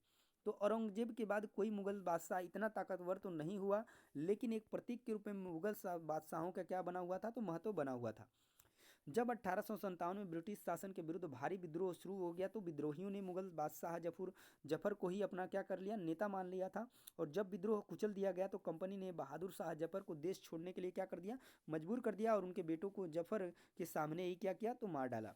उसके बाद वाणिज्यिक एक ऐसा व्यावसायिक उद्यम जिसमें चीज़ों को सस्ती कीमत पर खरीद कर और ज़्यादा कीमत पर बेच कर, यानी मुख्य रूप से व्यापार के जरिए मुनाफा कमाया जाता है। उसके बाद आ जाते हैं, तो यहाँ से कुछ क्वेश्चन के रूप में दिया है, क्वेश्चन आंसर के रूप में जो है कि पॉइंट को तैयार किया गया है। ठीक है, वो भी आप लोग देखिए, बहुत ही अच्छा है यहाँ पर कि अंतिम शक्तिशाली मुगल शासक का नाम बताइए। तो औरंगजेब जब पहले पढ़े मुगल साम्राज्य क्यों कमजोर पड़ गया, तो औरंगजेब की मृत्यु के बाद कई मुगल गवर्नरों ने अपनी क्षेत्रीय जो है कि राज्यों की स्थापना शुरू कर दी, और इससे मुगल साम्राज्य क्या हो गया, कमजोर पड़ गया। ईस्ट इंडिया कंपनी की स्थापना कब हुई, तो ये 1600 में हुई थी ईस्ट इंडिया कंपनी की स्थापना, और कहाँ पर की गई थी, तो लंदन में की गई थी। ठीक है, भारत में बात नहीं की गई कि भारत में यह कब आई। ठीक है, उसके बाद पूर्व के साथ व्यापार करने का चार्टर यानी कि अनुमति पत्र कंपनी को किसने लिया, तो महारानी एलिजाबेथ प्रथम ने। कौन सी पश्चिमी ताकत सबसे पहले भारत में आई थी, तो पुर्तगाली आई थी। ठीक है, उसके बाद किसने भारत के लिए समुद्री मार्ग की खोज की और कब की, तो पुर्तगाली वास्को डी गामा जो है कि 1498 में भारत के लिए समुद्री मार्ग की खोज की थी। उसके बाद भारत में पुर्तगाली अड्डा कहाँ था, तो गोवा में हुआ था। ठीक है, और यूरोपीय शक्तियों के लिए प्रमुख व्यापारिक वस्तु कौन थी, तो ये थे आपके सूती, रेशम कपड़े, काली मिर्च, लौंग, इलायची आदि। पहली अंग्रेजी फैक्ट्री की स्थापना कब और कहाँ की गई थी, तो पहली जो है फैक्ट्री की स्थापना 1651 ईस्वी में हुगली नदी के तट पर की गई थी। प्रश्न क्या है कि फैक्टर किसे कहा जाता था, तो कंपनी के व्यापारी हुगली नदी के किनारे ही अपना काम चलाते थे, और इन व्यापारियों को उस जमाने में क्या कहा जाता था, तो फैक्टर कहा जाता था। चलिए आगे देख लीजिए, पहली इंग्लिश फैक्ट्री कहाँ और कब शुरू हो गई थी, तो वही चीज़ दिया है। उसके बाद दिया है फरमान का क्या अर्थ है, तो फरमान का क्या होता था, तो फरमान का अर्थ होता था एक शाही आदेश होता था। ठीक है, यानी कि आदेश होता था। बंगाल के पहले नवाब कौन थे, तो नवाब मुर्शिद कुली खान थे। ठीक है, बंगाल का आखिरी नवाब कौन था, तो नवाब सराजुद्दौला। उसके बाद प्लासी, प्लासी का नाम किस तरह पड़ा, तो दरअसल असली नाम पलासी था, जिसे अंग्रेजों ने बिगाड़ कर प्लासी कर दिया। इस जगह को पलासी, यहाँ पलास के पाए जाने वाले लोग जाने वाले पलास के फूलों के कारण कहा जाता था। ठीक है, उसके बाद अलीवर्दी खान की मृत्यु कब हुई, तो सन 1756 में। बक्सर की लड़ाई कब हुई, तो 1764 में। रॉबर्ट क्लाइव इंग्लैंड से भारत आया था जब उसकी उम्र क्या थी, यानी कब आया था, जब उसकी उम्र कितनी थी, तो रॉबर्ट क्लाइव जब भारत आए थे तो उसकी उम्र क्या थी, तो 18 वर्ष थी। विलय नीति की शुरुआत किसने की थी, तो लॉर्ड डलहौजी ने की थी विलय नीति की शुरुआत। प्लासी की जंग क्यों महत्वपूर्ण मानी जाती थी? तो प्लासी की जंग इसलिए महत्वपूर्ण थी क्योंकि भारत में यह कंपनी की पहली क्या थी? तो बड़ी जीत थी। पानीपत की तीसरी लड़ाई कब हुई थी? तो 1761 में हुई थी। अगला है कि बक्सर की लड़ाई में किसकी हार हुई थी? तो मीर कासिम की हार हुई थी। टीपू सुल्तान कहाँ का शासक था? तो मैसूर का शासक था। उसके बाद नवाब बनने का क्या मतलब था? तो नवाब बनने का मतलब था अंग्रेजों की गुलामी करना। सारी ताकत और सत्ता कंपनी के पास में ही होती थी। टीपू सुल्तान की मृत्यु कब हुई थी? तो 4 मई 1799 में हुई थी। अगला पॉइंट देखिए, टिप्पू सुल्तान मैसूर मैसूर का राजा कब बना? तो 1782 में बना था। और काजी का अर्थ क्या होता है? तो काजी का अर्थ क्या होता है कि एक न्यायाधीश होता है। विलियन नीति का सिद्धांत किस स्तर पर आधारित था? तो यह सिद्धांत इस स्तर पर था कि अगर किसी शासक की मृत्यु हो जाती है तो उसका कोई पुरुष वारिस नहीं है, तो अंग्रेज उस राज्य को अपने राज्य में क्या कर लेते थे? मिला लेते थे। उसके बाद प्रेसिडेंसी किसे कहा जाता था? तो ब्रिटिश इलाके मोटे तौर पर प्रशासकीय इकाइयों में बटे हुए थे, जिन्हें क्या कहा जाता था? तो प्रेसिडेंसी कहा जाता था। उस समय कितनी और कौन कौन सी प्रेसिडेंसी थी? तो उस समय 3 प्रेसिडेंसी थी, एक बंगाल में, मद्रास और तीसरी मुंबई थी। महाराजा रणजीत सिंह की मृत्यु कब हुई थी? तो 1839 में हुई थी। एक एक क्वेश्चन आपके लिए बहुत ही इंपॉर्टेंट है, ध्यान से इस क्वेश्चन को पढ़िए, ठीक है। ये आपके एग्जाम्स में निश्चित रूप से आपको हेल्प करेंगे। अगला पॉइंट है ग्रामीण क्षेत्र पर शासन चलाना किस तरीके से थी? तो उसके बारे में मुख्य पॉइंट जो है कि उनको आप देख लीजिए, ठीक है। जितने भी इंपॉर्टेंट जो है कि चीज़ें हैं उसको आपको पॉइंट वाइज करके लिखा गया है, जो कि आपके लिए इजी हो जाएगा पढ़ने के लिए, याद करने के लिए। तो 12 अगस्त 1765 को मुगल बादशाह ने ईस्ट इंडिया कंपनी को बंगाल का दीवान तैनात किया, और बंगाल की दीवानी हाथ आ जाना अंग्रेजों के लिए निश्चय की एक बड़ी घटना थी। तो 12 अगस्त 1765 को, ठीक है, दीवान के तौर पर कंपनी अपने नियंत्रण वाले भूभाग के आर्थिक मामलों की मुख्य शासक बन गई थी। 1865 से पहले कंपनी ब्रिटेन से सोने और चांदी का आयात करती थी और इन चीज़ों के बदले सामान खरीदती थी। अब बंगाल में इकट्ठा होने वाले पैसे से ही निर्यात करने के लिए चीज़ें खरीदी जा सकती थी। उसके बाद बंगाल की अर्थव्यवस्था एक गहरे संकट में फंसती जा रही थी। कारीगर गांव छोड़कर भाग रहे थे क्योंकि उन्हें बहुत कम कीमत पर अपनी चीज़ें कंपनी को जबरन बेचनी पड़ती थी। किसान अपना लागत नहीं चुका पा रहे थे, कारीगरों का उत्पादन गिर रहा था और खेती चौपट होने की दिशा में बढ़ रही थी। उसके बाद 1770 में हुआ क्या कि बड़े अकाल ने बंगाल में 1 करोड़ लोगों की मौत की नींद सुला दिया। इस अकाल में लगभग 1/3 आबादी क्या हो गई? समाप्त हो गई बंगाल की। बंगाल की अर्थव्यवस्था संकट में थी, इसलिए कंपनी ने अस्थायी बंदोबस्त क्या कर दिया? लागू कर दिया। अस्थाई बंदोबस्त ने भी समस्या पैदा कर दी। कंपनी के अफसरों ने पाया कि अभी भी जमींदार जमीन में सुधार के लिए खर्चा नहीं कर रहे थे। असल में कंपनी ने जो राजस्व तय किया वह इतना ज़्यादा था कि उसको चुकाने में जमींदारों को भारी परेशानी हो रही थी। जो जमींदार राजस्व चुकाने में विफल हो जाता था उसकी जमींदारी छीन ली जाती थी, और बहुत सारी जमींदारियों को कंपनी बाकायदा नीलाम कर चुकी थी। उसके बाद अगला जो पॉइंट बन जाता है कि 19वीं सदी के पहले दशक तक हालत जो है कि बदल चुके थे। बाजार में कीमतें बढ़ी और धीरे धीरे खेती का विस्तार होने लगा। इससे जमींदारों की आमदनी में तो सुधार आया, लेकिन कंपनी को कोई फायदा नहीं हुआ, क्योंकि कंपनी तो हमेशा के लिए राजस्व तय कर चुकी थी। अब वह राजस्व में वृद्धि नहीं कर सकती थी। महल किसे कहा जाता था? तो ब्रिटिश राजस्व दस्तावेजों में महल एक राजस्व इकाई थी। यह एक गांव या गांवों का एक समूह होती थी। महल यानी किसको कहा जाता था? तो गांवों को कहा जाता था। ये चीज़ आप लोग याद रखेंगे, गांव को ही महल कहा जाता था या गांवों का एक समूह होता था। किसान को जो लगान चुकाना पड़ता था वह बहुत ज़्यादा था और ज़मीन पर उसका अधिकार सुरक्षित नहीं था। लगान चुकाने के लिए अक्सर महाजन से कर्जा लेना पड़ता था। अगर वह लगान नहीं चुका पाता था तो उसे पुश्तैनी ज़मीन से बेदखल कर दिया जाता था। उसके बाद 19वीं सदी के शुरुआत में ही कंपनी के बहुत सारे अधिकारियों को इस बात का यकीन हो चुका था कि राजस्व बंदोबस्त में दोबारा बदलाव लाना जरूरी है। उसके बाद हुआ क्या कि राजस्व इकट्ठा करने और उसे कंपनी को अदा करने का जिम्मा किसको दे दिया गया? तो जमींदार की बजाय गांव के मुखिया को सौंप दिया गया, और इस व्यवस्था को महलवाड़ी बंदोबस्त कहा जाता है। तो ये भी आप लोग याद रखेंगे, ठीक है। नेक्स्ट पॉइंट है कि ब्रिटिश नियंत्रण वाले दक्षिण भारतीय इलाकों में भी अस्थायी बंदोबस्त की क्या थी? जगह नई व्यवस्था अपनाने का प्रयास किया जाने लगा, और वहाँ वो नई व्यवस्था विकसित हो चुकी थी जिसे रैयतवाड़ का नाम दिया गया था। रैयतवाड़ी व्यवस्था को ही मुनरो व्यवस्था भी कहा जाता है। तो ये भी चीज़ आपको ध्यान देना है कि रैयतवाड़ी व्यवस्था क्या थी? तो किसानों से रिलेटेड है, ठीक है। रैयत का मतलब क्या होता है? तो किसान होता है। ये चीज़ आप लोग ध्यान रखेंगे। इसे मुनरो व्यवस्था भी कहा जाता है, रैयतवाड़ी व्यवस्था को। आगे उसके बारे में पढ़ लेते हैं। तो मुगल बादशाह ने ईस्ट इंडिया कंपनी को बंगाल का दीवान कब तैनात किया? तो 12 अगस्त 1765 को मुगल बादशाह ने ईस्ट इंडिया कंपनी का बंगाल जो है कि तैनात किया था। जो पूछा पड़े हैं उसी से क्वेश्चन बना हुआ है। उसके बाद दिया गया है कि नील का पौधा मुख्य रूप से कहाँ पाया जाता है? तो नील का पौधा मुख्य रूप से उष्णकटिबंधीय क्षेत्रों में पाया जाता है। उसके बाद किस अंग्रेज ने एक महलवाड़ी व्यवस्था तैयार की और उसने कब लागू किया? तो हॉल्ट मैकेंजी नामक अंग्रेजी ने महलवाड़ी व्यवस्था तैयार की और जिसे 1822 में क्या कर दिया, लागू किया। तो नील की खेती जो है कितने प्रकार की होती थी? तो दो प्रकार की, एक निज और दूसरी रैयती। ठीक है। स्थानीय बंदोबस्त की स्थापना किसने और कब की? तो चार्ल्स कॉर्नवालिस ने 1973 में बंगाल में की थी स्थानीय बंदोबस्त की स्थापना।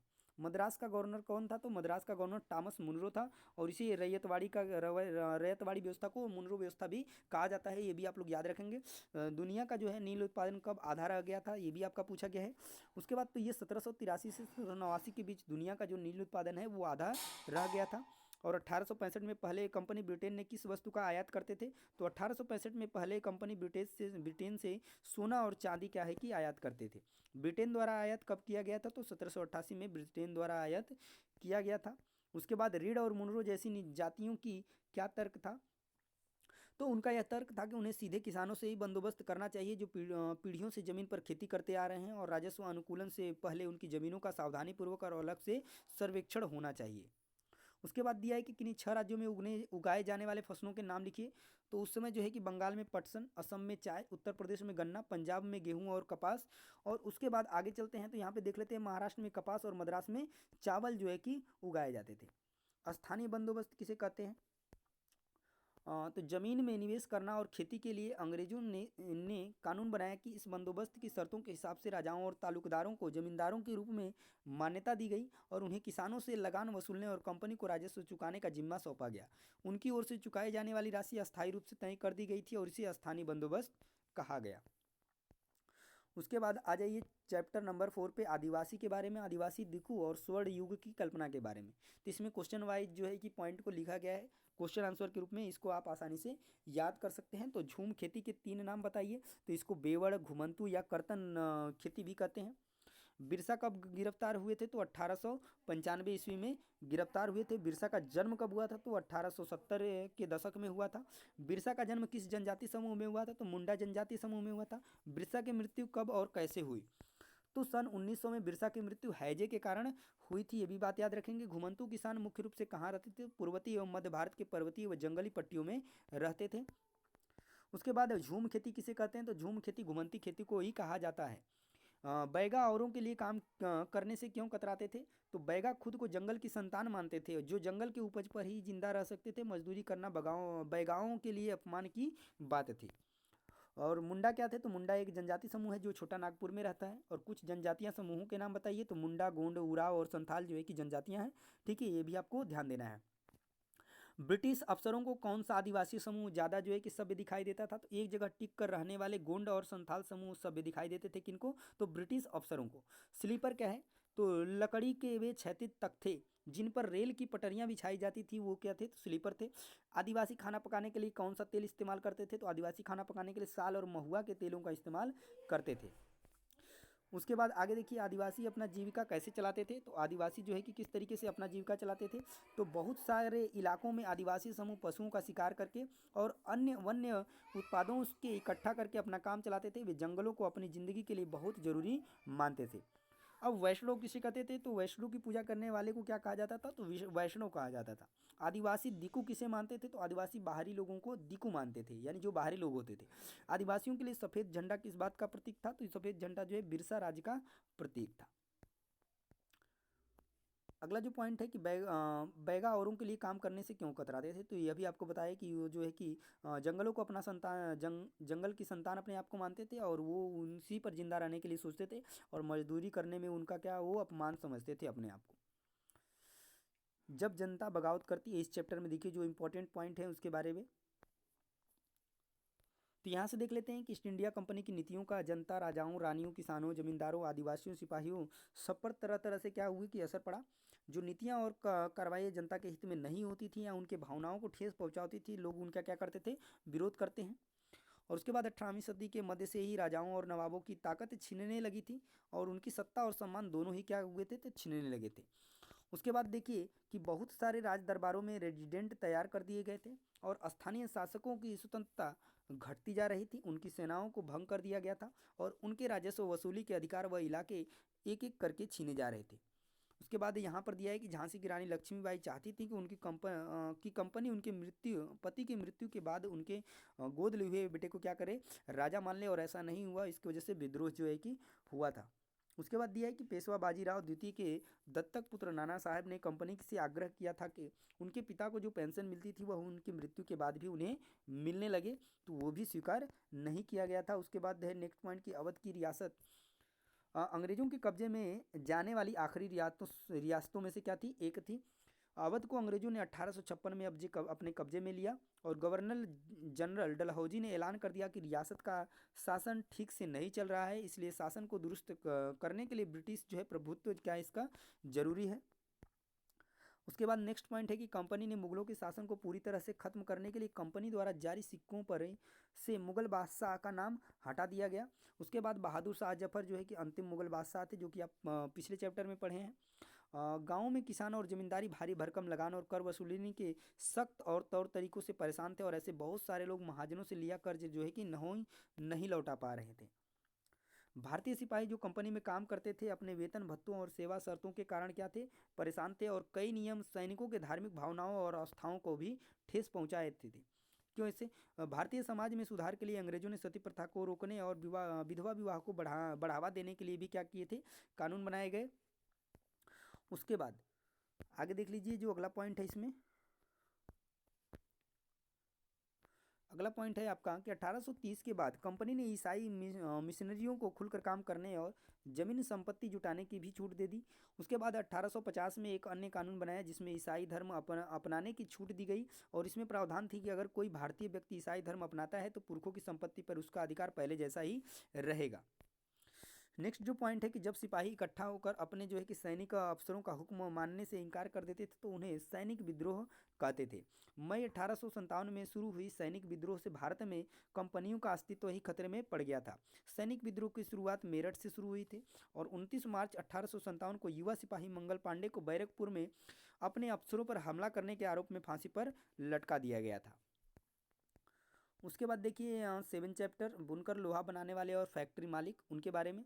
तो यूरोप में किस तरह के कपड़ों की भारी मांग थी? तो यूरोप में भारत में बनी मलमल, कैलिलो, सिल्ट, कोनसा, बंडाना एवं जामदानी इत्यादि कपड़ों की क्या थी, भारी मांग थी। उसके बाद जमींदानी क्या थी? तो जामदानी प्रायः स्लेटी और सफ़ेद रंग का बारीक क्या होता था, तो मलमल होता था जिस पर करघे में सजावटी चिन्ह बुने जाते थे। इनकी बुनाई के लिए आमतौर पर सूती और सोने के धागों का इस्तेमाल किया जाता था। उसके बाद बंडाना क्या है? तो बंडाना शब्द का प्रयोग गले या सिर पर पहनने वाली चटक रंग के छापेदार गुलबंद के लिए किया जाता था। उसके बाद अगरिया कौन थे? तो अगरिया लोहा बनाने वाले लोगों का एक समुदाय था। यह लोग लोहा गलाने की कला में क्या थे? तो निपुण थे। उसके बाद भारत में पहली सूती कपड़ा मिल कब और कहाँ स्थापित हुई? तो 1854 ईस्वी में मुंबई में स्थापित हुई थी भारत में पहली सूती कपड़ा मिल। प्रगलन से क्या तात्पर्य है? तो चट्टान को बहुत ऊंचे ताप पर गर्म करके धातु तैयार करने या धातु से बनी चीज़ों को पिघलाने का प्रक्रिया को क्या कहते हैं? तो प्रगलन कहते हैं। धोकनी क्या है? तो धोकनी हवा फेंकने वाला एक यंत्र है जिसको चलाकर कोयले की आग को क्या की जाती है? तो हवा दी जाती है। धातुमल क्या है? तो धातु को गलाने से पैदा होने वाला जो कचरा है वो क्या कहलाता है? तो धातुमल कहलाता है। उसके बाद चरखा को भारतीय राष्ट्रीय कांग्रेस के तिरंगे में कब स्थान दिया गया? तो जब चरखा भारत की पहचान बन गया तब 1931 ईस्वी में उस तिरंगे के बीच वाली पट्टी में स्थान दिया गया। और चिप्पिगार कौन थे? तो छापेदार कपड़ा बनाने के लिए बुनकरों को थप्पे से छपाई करने वाले माहिर कारीगरों की जरूरत पड़ती थी। इन्हीं कारीगरों को क्या कहते थे? तो छप्पीगार कहा जाता था। उसके बाद अगला जो क्वेश्चन है कि बुनाई के लिए प्रसिद्ध समुदायों के नाम बताइए। तो यहाँ पे कुछ समुदाय हैं, बंगाल के तांती बुनकर, उत्तर भारत के जुलाहा एवं मोमिन बुनकर, और दक्षिण भारत के साले एवं कैक्लोलार बुनकर। ठीक है। उसके बाद जो है अगला चैप्टर की आधुनिक विश्व औद्योगिक क्रांति के लिए कौन सी उद्योग जो है जवाबदेही थी? तो वस्त्र एवं कपड़ा उद्योग एवं लौह एवं इस्पात उद्योग जो है कि इसके लिए ये जो है कि कारीगर थे। उसके बाद मुख्य जो पॉइंट है यहाँ पे देख लीजिए कुछ। 1791 में बनारस में हिंदू कॉलेज की स्थापना हुई। विलियम जोन्स जो है 1783 में कलकत्ता आए। जोन्स और कोलब्रुक भारत के प्रति एक खास रवैया रखते थे। वे भारत और पश्चिमी दोनों की प्राचीन संस्कृतियों के प्रति गहरा आदर भाव भी रखते थे। अंग्रेजी शिक्षा अधिनियम 1835 में पारित किया गया। ठीक है। उसके बाद William Jones, Henry Thomas Colebrooke और नथेनियल होल्डेड ने एशियाटिक सोसाइटी ऑफ बंगाल की क्या की थी? स्थापना की। और एशिया की भाषा और संस्कृति का गहन ज्ञान रखने वाले लोगों को प्राच्यवादी कहा था। ठीक है। कहा जाता है 1854 के नीति पत्र के बाद अंग्रेजों ने कई कदम जो है कि उठाए और सरकारी शिक्षा विभागों का गठन किया ताकि शिक्षा संबंधी सभी मामलों पर सरकार का नियंत्रण स्थापित किया जा सके। उसके बाद विश्वविद्यालयी शिक्षा की व्यवस्था विकसित करने के लिए भी क्या किए गए, कदम उठाए गए। कलकत्ता, मद्रास और बम्बई विश्वविद्यालयों की स्थापना की जा रही थी। स्कूली शिक्षा प्रणाली में परिवर्तन के भी क्या किए गए, प्रयास किए गए। उसके बाद 1854 में वुड के नीति पत्र की मुख्य बातें थी क्या क्या, तो आर्थिक क्षेत्र में शिक्षा का व्यवहारिक लाभ, भारतीयों को यूरोपीय जीवन शैली से अवगत कराना, यूरोपीय शिक्षा से भारतीयों एवं नैतिक चरित्र का उत्थान करना और शासन के लिए आवश्यक निपुणता पैदा करना। ठीक है, तो ये थे कुछ इंपॉर्टेंट। और उसके बाद देख लेते हैं थोड़ा सा जो है कि और है एक पॉइंट, यहाँ से ध्यान से देख लीजिए इसको कि 1813 तक ईस्ट इंडिया कंपनी में प्रचारक गतिविधियों के विरुद्ध थी। तो कंपनी को भय था कि प्रचारकों की गतिविधियों की वजह से स्थानीय जो जनता के बीच क्या हो जाएगा, असंतोष पैदा होगा। उसके बाद अंग्रेजों को यह डर था कि लोग भारत में अंग्रेजों की उपस्थिति को शक की नज़र से देखने लगेंगे और सरकार को लगता था कि स्थानीय रीति रिवाजों, व्यवहारों, मूल्य मान्यताओं और धार्मिक विचारों से किसी भी तरह की छेड़छाड़ देसी लोगों को क्या कर सकती है, तो भड़का सकती है। उसके बाद प्रचारकों का मानना था कि शिक्षा का उद्देश्य जो है लोगों के नैतिक चरित्र में सुधार लाना होता है और नैतिकता उत्थान केवल ईसाई शिक्षा के जरिए ही क्या है, संभव है। उसके बाद महात्मा गांधी एक ऐसी शिक्षा के पक्षधर थे जो भारतीयों के भीतर प्रतिष्ठा और स्वाभिमान का भाव पुनर्जीवित कर सके। उसके बाद महात्मा गांधी का कहना था कि पश्चिमी शिक्षा मौखिक ज्ञान की बजाय केवल पढ़ने और लिखने पर क्या है, केंद्रित है, जिसमें पाठ्यपुस्तकों पर तो जोर दिया ही जाता है लेकिन जीवन अनुभव और व्यवहारिक ज्ञान की भी उपेक्षा की जाती है। गांधी जी का तर्क था कि शिक्षा से व्यक्ति का दिमाग और आत्मा विकसित होनी चाहिए। उनकी राय में केवल साक्षरता यानी पढ़ने लिखने की क्षमता पा लेना ही शिक्षा नहीं होती। इसके लिए तो लोगों को हाथ से काम करना पड़ता है, हुनर सीखने पड़ते हैं और यह जानना पड़ता है कि विभिन्न चीज़ें किस तरीके से काम करती हैं। इससे उनका मस्तिष्क और समझने की क्षमता दोनों क्या होते हैं, विकसित होते हैं और वे शिक्षा के साथ साथ व्यवहारिक शिक्षा के क्या होते हैं, पक्षधर थे। उसके बाद अगला पॉइंट है कि शांति निकेतन की स्थापना 1901 में गुरुदेव रवींद्रनाथ टैगोर ने की थी। टैगोर का मानना था कि सृजनात्मक शिक्षा को केवल प्राकृतिक परिवेश में ही प्रोत्साहित किया जा सकता है और इसलिए उन्होंने कलकत्ता से 100 किलोमीटर दूर एक ग्रामीण प्रदेश में अपना स्कूल खोलने का फैसला लिया। उन्हें यह जगह निर्मल शांति से भरी दिखाई दी जहाँ प्रकृति के साथ जीते हुए बच्चे अपनी स्वाभाविक सृजनात्मकता मेघ को और विकसित कर सकते थे। तो दोस्तों आज का ये सेशन में हम लोगों ने पूरा हिस्ट्री के चैप्टर को कंप्लीट कर लिया है जो क्लास 7 और 8 का बचा हुआ था। इसके बाद आपका हिस्ट्री से कुछ भी बाहर इसके आएगा नहीं। अगर ये पूरा नोट्स आप अच्छे तरीके से रिवीजन कर लेते हैं तो पूरा का पूरा क्वेश्चन आपका इसी अंदर से आएगा। तो ये पूरा का पूरा जो है हिस्ट्री आपका आज कंप्लीट होता है। इसके बाद जो बता दें कि आपको एक जियोग्राफी का मिल गया है एक पार्ट, उसका दूसरा पार्ट में हम उसको भी कंप्लीट करेंगे। तो दोस्तों वीडियो आपको कैसी लगी कमेंट में जरूर बताएं और वीडियो को ज़्यादा से ज़्यादा लाइक शेयर करें ताकि आपको जो है कि आपके सपोर्ट से हम भी और भी नए नए तरीके से वीडियोस बना पाएँ आपके लिए और भी जो है कि स्टडी मटेरियल जो है तैयार कर पाएँ। और इस वीडियोस के लिंक में आपको इस PDF का जो है कि नोट्स का जो है कि लिंक आपको मिल जाएगा और वो किस तरीके से किस पे मिलेगा, तो हो सकता है कि आपको टेलीग्राम चैनल के माध्यम से मिल जाए। ठीक है, तो वहाँ से आप क्या कर सकते हैं, उसको डाउनलोड करके पढ़ सकते हैं जिससे आपका जो है एग्जाम में जो है अच्छा नंबर आए। ठीक है, यही कामना है हमारी। तो दोस्तों मिलते हैं नेक्स्ट वीडियो में जियोग्राफी के अगले मैराथन के साथ, तो वहाँ पर भी आप लोग जुड़िएगा। तो दोस्तों मिलते हैं नेक्स्ट वीडियो में, तब तक के लिए जय हिंद।